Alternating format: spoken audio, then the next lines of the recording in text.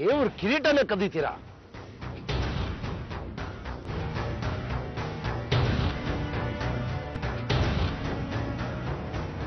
ಏಯ್ ಸದಾಶಿವ, ಹುಟ್ಟದೂರಿಗೆ ದ್ರೋಹ ಬಗೆತೇನೋ ಕಳ್ಳರ ಜೊತೆ ಸೇರ್ಕೊಂಡು ಅಲ್ಲಿ ನಿನ್ನ ಹೆಂಡತಿ ಮಗಳೆಲ್ಲ ಊರೆಲ್ಲ ಅಲಿತಾ ಇದ್ದಾರೆ. ಜನ್ಮ ಧಾಮೀಪುರಕ್ಕೆ ಹೋಗಿದ್ದಾಳಂತೆ ನಿನ್ನ ಮಗಳು.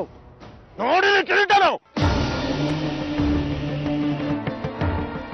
ಇನ್ನು ನಿಮ್ ಯಾವ ಓಟನೂ ನನ್ನ ಹತ್ರ ನಡೆಯೋದಿಲ್ಲ. ನಡ್ಕೊಂಡು ನಡೀರೋರ್ನೆಲ್ಲ. ಕಲ್ಮಶದ ನೀರನ್ನ 5 ಜನ ಹಿಂಗ್ಸೋ ಪ್ರಯತ್ನ ಮಾಡಿದ್ದಾರೆ. ಅವ್ರ ಬಗ್ಗೆ ಮತ್ಸರ ಬೇಡ. ಕೆದಕ್ಬಾರ್ದು. ಅಜ್ಞಾನನ ಕೆದಕ್ದಾಗ್ಲೇ ಜ್ಞಾನ ಗೋಚರಿಸೋದು. ಅವ್ರ ಹತ್ರ ನೀನೇನು ತಿಳ್ಕೊಳ್ದೆ ಬಂದಿದ್ರೆ ಶೃಂಗಗಿರಿ ಸಿಕ್ಕೋದಿಲ್ಲ ಆತ. ದಾರಿ ಕೇಳಿತಿದ್ರೆ ಯಾರಾದ್ರೂ ಹೇಳಿರೋರು.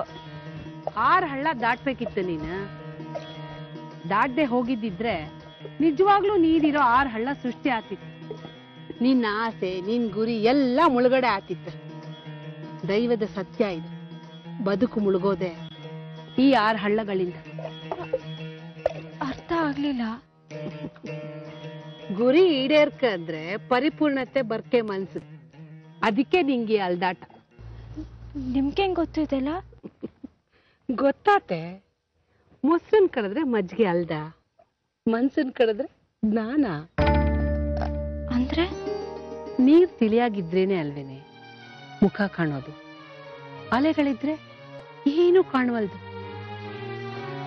ಭಗವಂತ ಮನ್ಸಲ್ಲಿ ನೆಲೆಗೊಳ್ಬೇಕು ಅಂದ್ರೆ ಶಾಂತವಾಗಿರ್ಬೇಕು. ಕ್ರೋಧದಲ್ಲಿ ಯಾರಿಗೂ ಕೈ ಎತ್ತಬಾರ್ದು. ಕಾಮದೃಷ್ಟಿಲಿ ಯಾರನ್ನು ಕಾಣಬಾರ್ದು. ಸಂಸಾರ ಅನ್ನೋ ಮೋಹಕ್ಕೆ ಒಳಗಾಗು.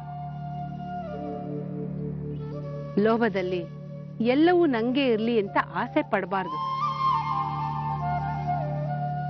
ನಾನು ಶ್ರೇಷ್ಠ ಅನ್ನೋ ಮದ ಇರಬಾರ್ದು. ಇನ್ನೊಬ್ಬರು ಬುದ್ಧಿವಂತಿಕೆ, ಯೋಗ್ಯತೆ ಬಗ್ಗೆ ಮತ್ಸರ ಪಡಬಾರ್ದು. ಇದೆಲ್ಲ ದಾಟಿದ್ರೇನೆ ಮಗ ಆ ಭಗವಂತ ನಮಗ್ ಬದು. ಮನಸ್ಸು ಮೊಸರಿದ್ದಂಗೆ ಕಡಿಬೇಕು. ಭಗವಂತ ಅನ್ನೋ ಬೆಣ್ಣೆನ ಪಡ್ಕೋಬೇಕು. ಅದು ಕಣೆ ಬದುಕಿನ ಉದ್ದೇಶ.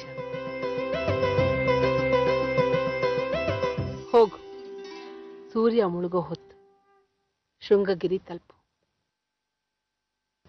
ಎಲ್ಲ ಒಳ್ಳೇದಾಗತ್ತೆ. ದೇವರಿಗೆ ಕೋವಿ ತೋರಿಸಿ ಕಿರೀಟ ಕದೀತಿರೇನೋ ಬದ್ಮಾಶ್ ನನ್ನ ಮಕ್ಕಳ. ಗಾಡಿಗಳ ಪ್ರಾಣಕ್ಕೆ ಬೆಲೆನೇ ಇಲ್ವಾ? ನಿಮ್ಗೂ ಅಣ್ಣ ತಮ್ಮದಿರು ಇದಾರೆ ತಾನೆ?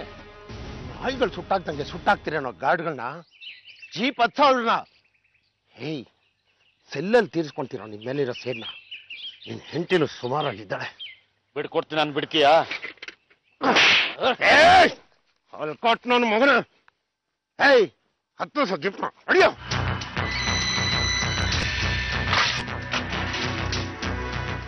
விட்டுடு தங்கவேலு.